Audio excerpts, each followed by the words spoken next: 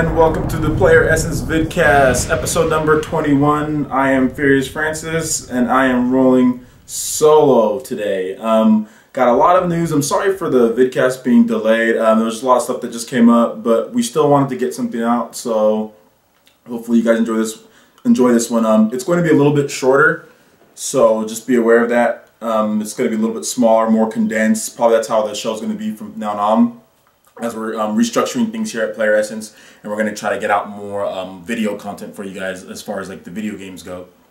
So moving straight on the site, we have opinion articles that I've written. We've got Nintendo needs to announce an achievement system ASAP. So I'm definitely on the board that Nintendo needs to announce an achievement system, especially before Microsoft and Sony release their next consoles. That's something that's very important to a lot of gamers. So I wrote an article on that. Check that out on the main site. I also wrote an article about Sony's gift wrapping Japan to Nintendo. It doesn't really seem like Sony's going to put up much resistance with the Vita in Japan as far as combating Nintendo, and I just don't know why that they would do that. So I kind of wrote an article just, you know, questioning what Sony's thinking on that and seeing how Nintendo's dominating the Japanese charts. It doesn't look like it's going to stop anytime soon. And I also wrote an article on if next-gen games are going to look much better than current generation games. Everybody's been discussing whether there's going to be a big leap or not. I think it's all apparent now that it's not going to be the leap from PS2 to PS3, but it's definitely going to be a good leap. So I wrote an article just based on that, just seeing what developers are going to do, and hopefully looking forward to all that good stuff. Next, we're going to move on to what you're playing, and I haven't been playing much. I've had a busy week. That's why the vidcast is even late as it is, but I did get a little bit of time to sneak in Borderlands 2 during the week. Just been playing that. I've been playing a little bit more co-op with Hero the Impaler. It's awesome. It's pretty cool. I've always been playing that game, so it's really fun. And I snuck in some Mario Kart 7 last night, or actually this morning, really early. Snuck in some Mario Kart 7. It's a really good game. And the cool thing about Mario Kart 7 is one of those games that you don't lose your skills. You can pick up and play that game no matter what. I mean, I've been playing Mario Kart since 1992, and you never lose those skills. I mean, they change things from here and there as far as like the power sliding and boosting, but you never lose those core skills that make Mario Kart like so cool and fun to play. And I was playing a lot of it last night, and it was pretty cool. Had a lot of fun with that. So it was my first time in probably about 2 or 3 months in playing that game. So it was cool to get back into it. Probably gonna be playing a lot more now. And I did also got a chance to sneak in some Legend of Zelda: The Minish Cap for the GBA, but it's the Ambassador program on the 3DS. So I was playing it on my 3DS, and I have to say, it's really impressive. I didn't play this game back when it came out, I think in 2004 or 2005, when it did for the GBA, because I wasn't a huge GBA fan. But man, I've got to say, like, this game is really impressive. The sprite work is really cool. The animations are fluid. The gameplay is really slick, and the presentation is really good for a GBA game. I'm really impressed, and I'm into it now. So I just made it to the little... I haven't gone very far. I made it to the land where the Pickery are, and I'm going to start delving into that more when I get time. So that was definitely cool to see that game. That's one of the few Zelda games that I haven't played. So it'll be fun to get into that. Alright, so that's pretty much all I was playing. Next we're going to move into top news, and, you know, or Playeressence now, either way.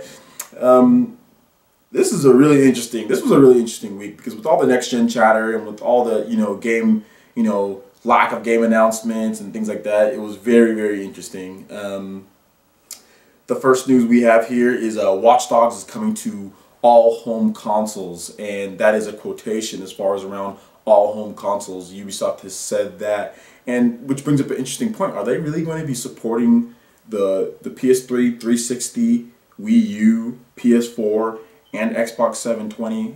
That's going to be very interesting to see if they're going to do all that. As far as what version is going to do what, I mean, it could be interesting. The version that we saw was definitely a PC build at E3. So it's going to be interesting to see, compare those to the 360, Wii U, and PS4 builds, just to see graphically where the game is. So it's going to be interesting. I'll be buying it on one of those systems for sure. Next, we're going to move on to a former Sony employee has said that The Last Guardian, which was supposed to be a PS3 game, it was announced like 3 or 4 years ago now. It's being moved now to the PS4, and he says, in quotation, it's long been known that game is moving to the PS4, and I can definitely see that. That game is massive. It's huge. The graphics look really good. I mean, with the the PS3's, you know, lower RAM count and things like that, it would definitely serve Sony right to move that game onto the PS4, just so you can have better frame rates, textures, all the things like that. Hopefully they'll still release a PS3 version, just because a lot of people have been waiting for that on the PS3, and if it comes out on the PS4 early, it's like, man, you have to plop down another, you know, 400 or 500 bucks to get it. But hey, if it does, it does. If it doesn't, then great, you know, we'll pick it up on the PS3. Alright, moving on here. The NPD numbers. Xbox had another great month. Sony doesn't release their numbers on NPD. And the Wii U is definitely struggling. And also the Vita. The Xbox 360 sold 281,000 units in the month of January, which is good, but you also have to remember that the Xbox has models as low as $99 with 2-year contracts, and there's ones that are, you know, $199. So it's definitely one of the cheaper systems out there, the cheapest as far as home consoles go, other than the Wii. And it sold really well. It's doing good.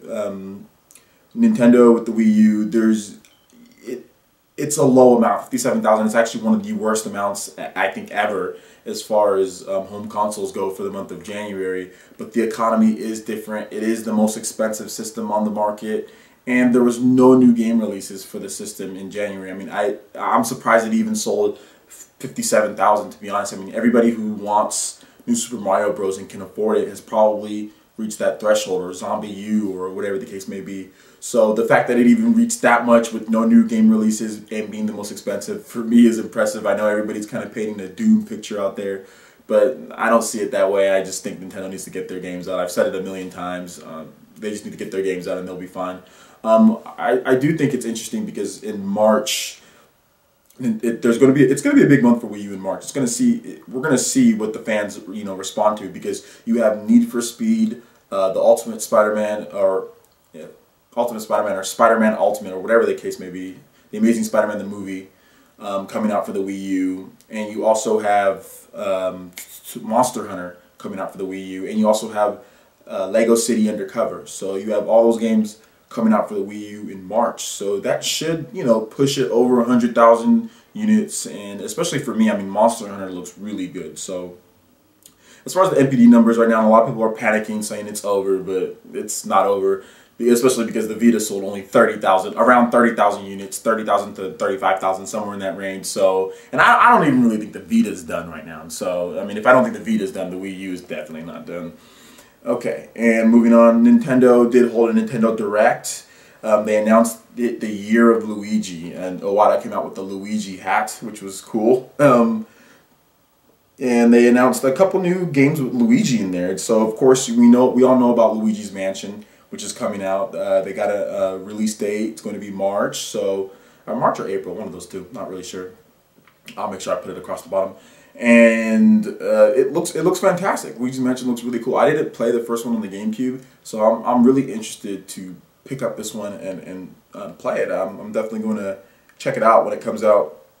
They also released, there's going to be a large-scale DLC. New Super Luigi Bros. U. So this is basically a DLC content add-on for New Super Mario Bros. U, and it's going to basically have the whole game remixed, 80 levels remixed with Luigi theme, where you get to play as him. So that's going to be interesting. It's going to be interesting to see how much it's priced too. This is the first time Nintendo's really delving into big, like, large-scale DLC. They've done little things like maps and stuff like that here and there on the 3DS, and like content with Animal Crossing, but they've never done anything this big as far as content goes for the Wii U. So it's going to be interesting.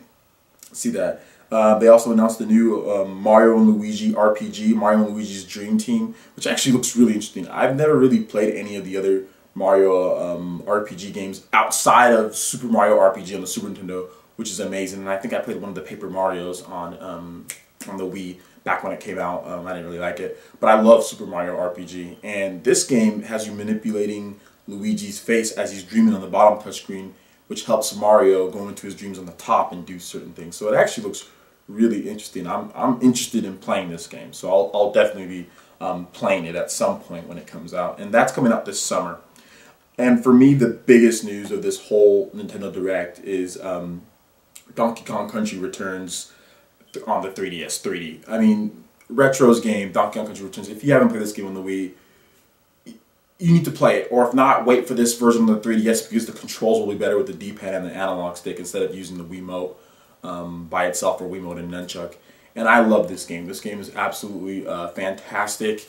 The trailer looks amazing. They pulled off some impressive, to bring that game on the Wii and put it down onto the on the 3DS. It looks impressive. It looks great in 3D. So if you have a 3DS, go on the eShop, download the trailer and check it out. This is one of my favorite games of all time.